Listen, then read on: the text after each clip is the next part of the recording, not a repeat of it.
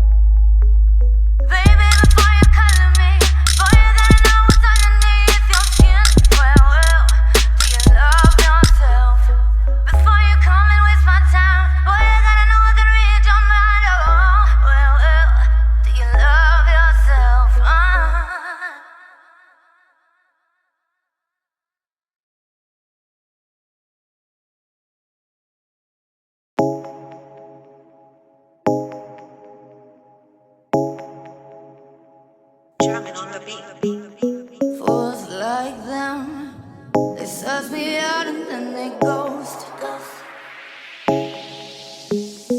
Girls like me are like a magnet to a knife. Can like a lighthouse from the ocean. I send them my devotion and show them my thoughts. Fools like them, they suss me out and then they ghost.